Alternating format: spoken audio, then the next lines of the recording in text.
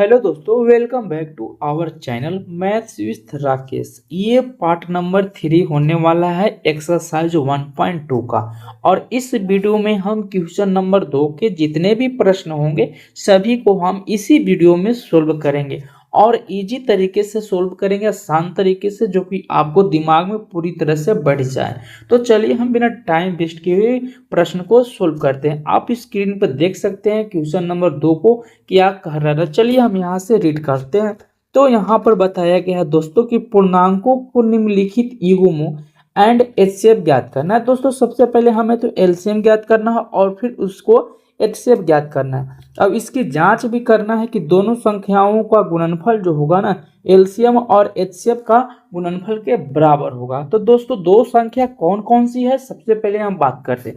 ये जो आपका है ना कि पहली संख्या 26 हो जाएगी और दूसरी संख्या क्या हो जाएगी, 91 हो जाएगी। इन दोनों का मल्टीपल और इसी का एचसीएफ और एलसीएम निकालेंगे और गुणा करेंगे तो क्या इन दोनों संख्याओं के गुणनफल के बराबर होगा।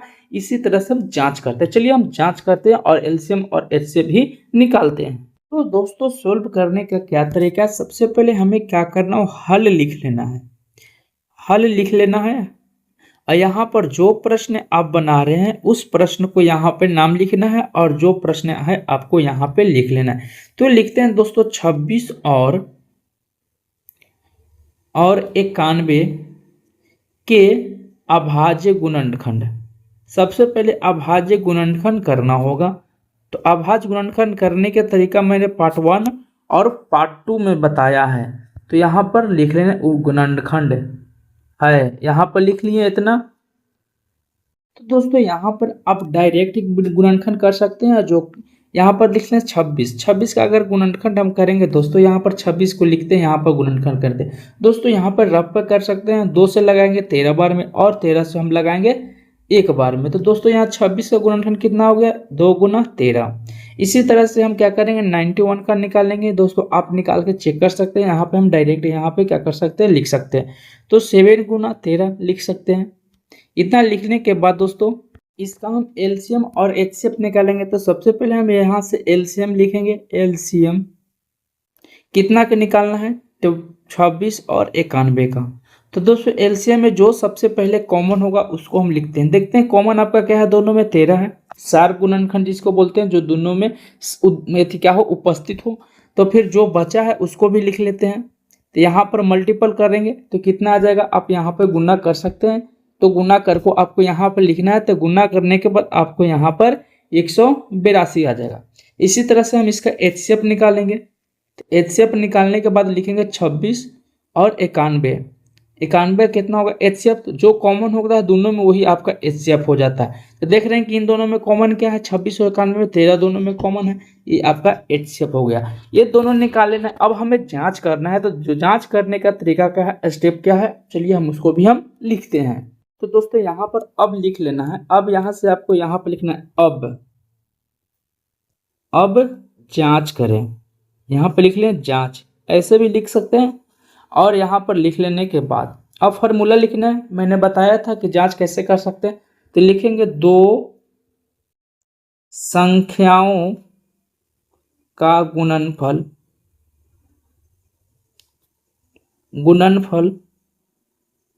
बराबर एलसीएम गुना एचसीएफ। इतना लिख लिए, दो संख्याओं का गुणनफल। तो दो संख्या आपको कौन कौन है, एक आपका 26 है और एक 91 है। तो यहाँ पे लिखते हैं 26 गुना 91 बराबर एलसीएम कितना निकाले थे आप, 182, और एचसीएफ कितना निकाले थे, 13। अगर इन दोनों का अगर मल्टीपल और इन दोनों का मल्टीपल अगर सेम आता है तो हम कह सकते हैं कि दो संख्याओं का गुणनफल और एलसीएम और एचसीएफ का गुणनफल बराबर होता है। तो चलिए गुना करते हैं। आप यहाँ पर रफ पे गुना कर सकते हैं। तो गुना करने के बाद आपको यहाँ पर आ जाएगा, कितना आएगा, 23, इधर आ जाएगा 23 66 और इधर भी क्या आएगा 23 66। तो हम कह सकते हैं, यहाँ पर हम कह सकते हैं कि दो संख्याओं का गुणनफल और उन दोनों संख्याओं का एलसीएम और एचसीएफ गुना करेंगे तो आपस में बराबर होगा। तो लिखते हैं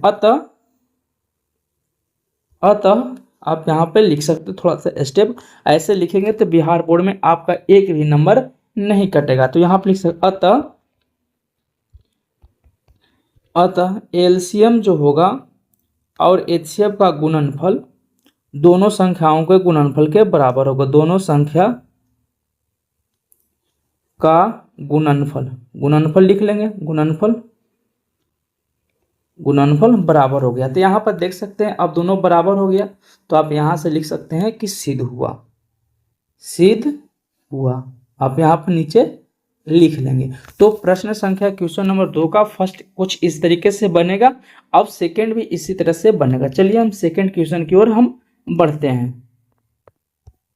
प्रश्न संख्या 2 आपके सामने है, देख सकते हैं। तो यहाँ भी उसी तरह से सोल्व करना है जो प्रश्न संख्या फर्स्ट का सोल्व किया था। तो लिखते हैं उसी तरह से 510। पहले दोस्तों यहाँ पर सबसे पहले क्या करना है, हल लिख लेना है। तो यहाँ पर ब्लैक से हल लिखेंगे, हल। और यहाँ पर प्रश्न संख्या सेकंड को लिख लेंगे। अब यहाँ पर लिखना है 510 और 92 का अभाज्य गुणनखंड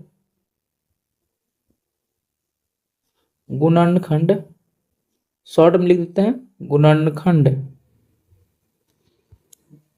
अभाज्य गुणनखंड है। अब उसी तरह से हमें क्या करना है, फैक्टर कर लेना है। किसका किसका कर लेना है, आप यहाँ पर देख सकते हैं।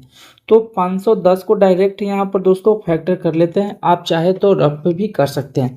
तो इसका फैक्टर अगर आप 2 से पहले लगाएंगे तो 2 से लगेगा, यहाँ पर 2 से लगेगा, फिर कितना से लगेगा 255 आ जाएगा। तो 255 3 से, फिर यहाँ पर कितना लगेगा 5 से और 17 आ जाएगा। तो आप चाहे तो रफ पे भी जहाँ बना रहे हैं वहाँ पर आप भी लिख सकते हैं। फिर देख रहे हैं कि 92 का 2 बार में लगे 46 आ जाएगा। फिर 2 से लगाएंगे 23 बार में, लास्ट में 23 आपका आ जाएगा। अब इसका हमें एलसीएम और एचसीएफ निकालना है। तो फिर उसी तरह से तो यहाँ पर लिख लेंगे एलसीएम 510 और 92, इन दोनों का एलसीएम 2 कॉमन होता है, पहले उसको लिख लेते हैं। देखने के 2 कॉमन हो गया और बाकी कोई कॉमन नहीं है। तो जितना भी नहीं कॉमन उसको यहाँ देख रहे हैं कि यहाँ तक आपका कोई कॉमन नहीं है। तो एलसीएम में हमें क्या लेना है, सब को ले लेना है। एलसीएम में सब को लेना है, 3 लेंगे, 5 लेंगे, 17 लेंगे और 2 लेंगे और 23 लेंगे। तो इसको अगर मल्टीपल करेंगे आप, तो हम वीडियो को यूज करके यहाँ पर मल्टीपल कर लेते हैं। मल्टीपल करने के बाद दोस्तों यहाँ पर देख सकते 23,460 आया। यहाँ पर इतना को हम मल्टीपल किए एलसीएम में, तो 23,460 आया। तब यहाँ से हम एचसीएफ निकालेंगे। तो एचसीएफ सिंपल है दोस्तों, यहाँ पर जो कॉमन होता है सिर्फ उसी को हम लिखना रहता है और मल्टीपल कर देना रहता है। तो देखते हैं कि इन दोनों में मल्टीपल क्या है। आप देख सकते हैं इन दोनों का मल्टीपल कौन सा है। तो देख रहे हैं कि सिर्फ दोनों में क्या है, कॉमन। देखते हैं यहाँ पर कि दोनों में कॉमन क्या है। आप यहाँ से देख सकते हैं दोनों में कॉमन 2 है। तो यही दोनों को हमको क्या कर लेना है, लिख लेना है। तो आपका एचसीएफ 2 आ गया। तो चलिए अब इसको जांच करते हैं। उसी तरह से लिख लेते हैं। अब यहाँ पे लिखते हैं अब जांच लिख लिए और फार्मूला लिख लेना है। फार्मूला लिखने की जरूरी नहीं है, बार बार हमें आप लिख सकते हैं। तो 2 संख्याएं कौन कौन हो गया, तो 510 गुना 92 और एलसीएम कितना है आपको देख रहे हैं कि 23,460 गुना 2। इसका मल्टीपल कर लेना है। आपको क्या करना है, यहाँ पर इसको मल्टीपल कर लेना है। तो मल्टीपल कर लेते हैं। तो सबसे पहले आसान हमको ये लग रहा है, इसको मल्टीपल कर लेते हैं। 0 होगा, 2 होगा, 9 होगा और 23 दूना का 46 हो जाएगा। तो इधर भी उतना ही आएगा, 46 920। तो देखने के दोनों तरफ बराबर हो गया। तो हम यहाँ से लिख सकते हैं, अतः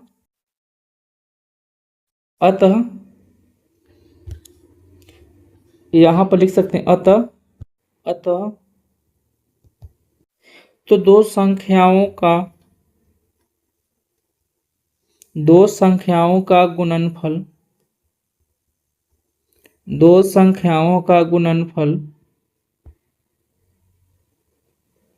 बराबर एलसीएम गुना एचसीएफ।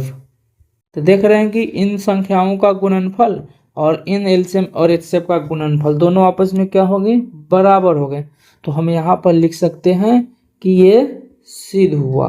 क्या हो गया, सिद्ध हो गया। तो इसी तरह से हम प्रश्न संख्या को हम 3 सोल्व करेंगे, या तो आप वीडियो को फ्यूज करके आप सोल्व कर सकते हैं। तो चलिए प्रश्न संख्या 3 दूसरा को हम सोल्व करने वाले हैं। प्रश्न संख्या 3, फिर उसी तरह से सबसे पहले हमें क्या करना है, हल लिख लेना है। हल लिख लेना है। क्वेश्चन नंबर 3 है आपको, तो यहाँ पर 3 लिख देना है। और कितना है 336 तथा 54 का अभाज्य, शॉर्ट में लिखते हैं गुणनखंड। अभाज्य गुणनखंड है। तो फिर उसी तरह से हमें क्या करना है, अब यहाँ पर बारी बारी से हमें क्या करना है, फैक्टर लिख लेना है। तो यहाँ पर लिख सकते हैं, पहला है 336, तो 336 को हम फैक्टर करेंगे तो 2 बार 2, फिर 2, फिर 2, फिर 2 गुना, फिर 2 और फिर आ जाएगा 21, 3 से लगेगा और फिर 7 में लास्ट से लगेगा। तो दोस्तों हमने यहाँ पर बताया था कि जब इस रूप में आता है तो हमें इसको घात के रूप में लिख लेना है। तो 2 के पावर कितना हो जाएगा 4 और 3 गुना 7, इतना लिख लिए। फिर उसी तरह से हमें किसका लेना है, 54 का हमको क्या करना है, फैक्टर करना है। 2 से लगाएंगे, फिर आएगा 27, फिर 3 से लगाएंगे, फिर 3 हो गया और फिर 3 हो गया। तो देख रहे हैं कि यहाँ पर 2 3 कितना बार है, 3 के पावर 3। तो यहाँ पर हमें एलसीएम और एचसीएफ लेना है। तो एलसीएम लेना है, तो एलसीएम लेने के लिए हमें कब बताया था कि जिसका सबसे बड़ी घात होता है उसी को हम लेते हैं। तो लिखते हैं एलसीएम 336 और 54 का। तो देख रहे हैं कि यहाँ पर इन दोनों में सबसे बड़ी घात किसका है, देख रहे हैं कि 2 के पावर 4 है और यहाँ पर 2 के पावर, 2 के पावर 4 आपको यहाँ पर हो जाएगा एलसीएम में। अब यहाँ पर 3 के पावर किसका है, 3 का है और बचा कौन आपका 7 बचा, इतना लिख लिए। अब इसको हम क्या करना है, मल्टीपल कर लेना है। दोस्तों अगर इसका हम एलसीएम निकालेंगे तो आप एलसीएम निकालने के बाद इसको सोल्व करेंगे तो 30 24 आएगा, जो कि मैंने ऑलरेडी मल्टीपल कर लिया है। एचसीएफ अगर निकालना चाहेंगे तो इसका एचसीएफ कितना होगा, तो 336, 54 का। इसका एचसीएफ क्या होता है, जिसका सबसे छोटी घात होता है। तो देखते हैं कि इसमें सबसे छोटी घात किसका है। आप देख सकते हैं 2 के पावर 4, 2 के पावर 3, तो पहला 1 होगा और 3 के पावर 3, तो दोनों में कॉमन क्या है 3 और 2 है। तो दोनों में सबसे छोटी घात किसका है, जिसका होगा उसी को लिख लेंगे। तो लिखते हैं इसमें 2 का घात छोटी है और 3 का भी घात छोटी है, तो मल्टीपल कर देंगे तो कितना को, यहाँ पर आप देख सकते हैं कि इसका जो एलसीएम आएगा वो 6 आ जाएगा। तो दोस्तों इसका एचसीएफ 6 आ जाएगा। तो एलसीएम आपको कितना आया 30 24 और एलसीएम एचसीएफ कितना आया 6 आ गया। अब हमें क्या करना है, जांच कर लेना है। तो जांच करने के लिए फिर से वही फार्मूला का यूज करेंगे, लिख लेंगे। सबसे पहले हम क्या लिखेंगे, अब जांच, अब यहाँ पे लिख लेंगे अब जांच लिख लिए। लिख लेने के बाद आपको क्या करना है, फार्मूला उसी तरह से लिखना है। दो संख्या का गुणनफल, दो संख्या का गुणनफल एलसीएम गुना एचसीएफ लिख लिए हैं। दो संख्या आपके पास कौन कौन है, आप देख सकते हैं। दो संख्या कौन कौन है आपका, एक 336 है और दूसरा 54 है। आपने निकाला एलसीएम कितना, एलसीएम निकाला 324, एचसीएफ कितना है आपको 6 आ गया। अब इन दोनों का मल्टीपल करने, जो सबसे आसान लग रहा है उसी से मल्टीपल कर लेते हैं। मल्टीपल करेंगे तो आप यहाँ पर कितना आएगा 18,144 आ जाएगा। अब इधर भी मल्टीपल करेंगे तो आपको 18,144 आ गया। तो देखें दोनों तरफ बराबर है, तो लिख लेंगे। आप लिख सकते हैं जो कि हमने दो प्रश्नों में जैसे लिखा था उसी तरह से लिख लेंगे। अतः दो संख्याओं का गुणनफल, दो संख्याओं का गुणनफल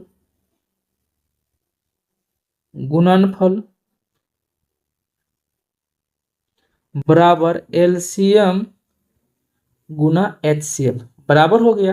तो हम यहाँ से लिख सकते हैं कि ये सिद्ध हो गया। यहाँ पे लिख सकते हैं सिद्ध हुआ।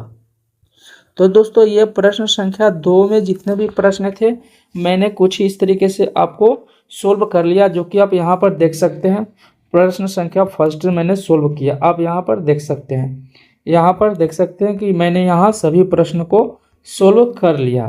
तो मिलते हैं अगले वीडियो में, तब तक जय हिंद जय भारत। अगर चैनल पर पहली बार आए हैं तो प्लीज़ चैनल को सब्सक्राइब कर लें।